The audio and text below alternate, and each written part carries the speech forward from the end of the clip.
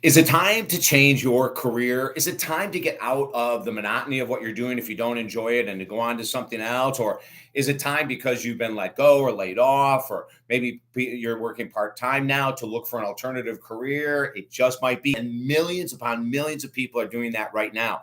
As a matter of fact, I was curious because in the last 2 years, so many of my clients that own businesses have come in and saying, God, it's impossible to find staffing. And it's still happening today, right?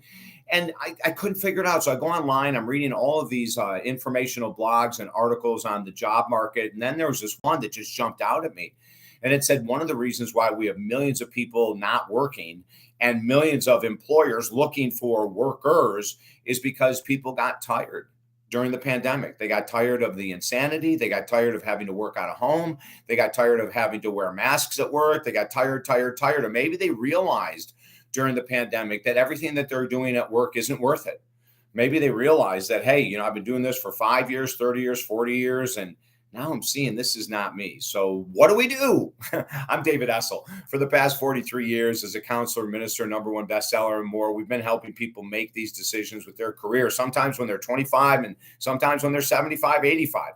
So below is a bunch of information that you can join our brand new program. I'm just going to do a little segue here. A brand new program that's for free on helping Americans heal. And also comment below if you have opinions that might help someone who's on the verge of looking for a new career. I'm going to give some thoughts. We can always add more thoughts. If you changed your career, comment below. Let us know. How did it do? How did you do? How did it go? I want to know about that, right?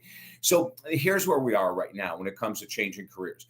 The #1 thing I ask people to do is when you're in the middle of it, look for something that you have passion for, right? What is it that you would love to be involved with? What type of industry would really excite you? Do you have any kind of hobbies or any kind of past experiences in something you said, oh my God, if I ever had a chance to work in this industry, I would love to. I'm not talking about the highest paying jobs or the lowest paying jobs. I'm talking about where is your passion? Where is your desire?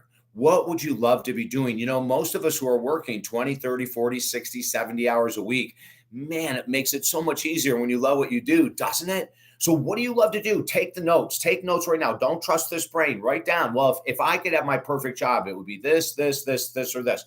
You might be surprised what's coming up next. You might be able to get yourself into that position for that perfect job. #2, get that resume going and make sure that you have endorsements. This is something I'm always surprised with. When I work with people that are looking for new work and I say to them, let's see your resume, and they have a resume writer do it, let's say, but there's nowhere that there's any endorsements. There's no former endorsements from former employers. There's no endorsements from maybe people in the community that carry a lot of weight. So what we say is redo your resume and then look for who do you know that has a name in your community if you're going to work locally in your community. What past bosses or employers would give you a great endorsement? I always encourage people, and I know this is a little out of the box, but in your cover letter, when you're applying for a job, is to make sure to put an endorsement letter in there, endorsement quote, 2 or 3 lines, nothing huge, but to grab the attention of the potential employer. And also, and this is crucially important, to give them something to excite them in a cover letter. Most cover letters are boring as hell. Give them something with passion and energy, right? Like you go and explain a little bit about yourself. And of course, more is in the resume to follow. Here's what my last employer had to say about my work ethic.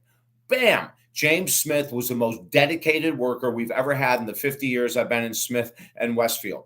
That's all you need. Something like that, right? So anyway, #3, work with a counselor. Work with a coach, work with a therapist, work with someone to get really grounded on what it is that you want to do. So you've made your list of what your passions are. You've got your resume all put together. You've got your endorsements all organized and either in the bio, and I hope you'll have at least one in the cover letter. Then work with a counselor.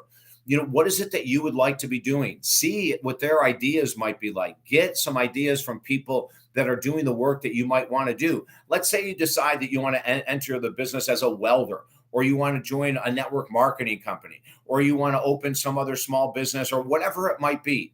Find people in that market, find people in that business and talk to them. What are the pros and cons of network marketing? What are the pros and cons of working for this company as a welder?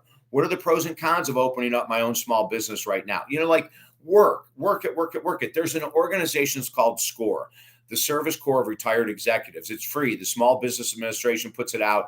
It's people in almost every city in the country has a SCORE office. And these are individuals, obviously, as it says, they've retired.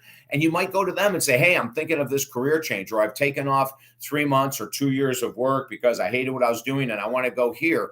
Give me your feedback. So do you see what I'm saying? It's like, find something you're passionate for, do the pre-work, do the prep work, then get the opinions of experts. Heck, you can hire me, for gosh sake. I'd love to work with you.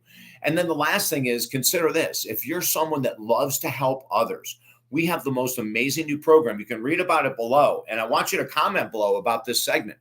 But read about it below, and it's the Mental Health and Master Life Coach certification.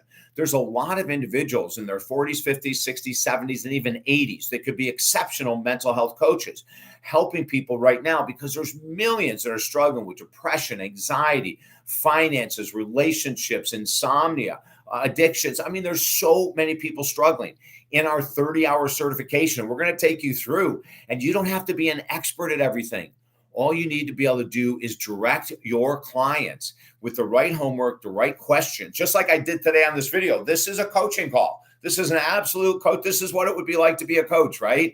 And then we go and we help them come to their own conclusions of what they can do for their depression, anxiety, insomnia, whatever it might be. And we guide them. Let's try this. Oh, you found that article. Let's give it a shot. Write down every day. How did it work? 50% of the time it worked, 100%, zero. In other words, you hold them accountable by giving them homework to do. All of it is listed at the link below. But whatever you do, don't stay in a job right now you hate. Don't stay in a job that you're not motivated by. And if you've been off work for a while, let's get back into the workforce and make a difference in this world. I'm David Essel. The website, talkdavid.com or davidessel.com. Have a beautiful day.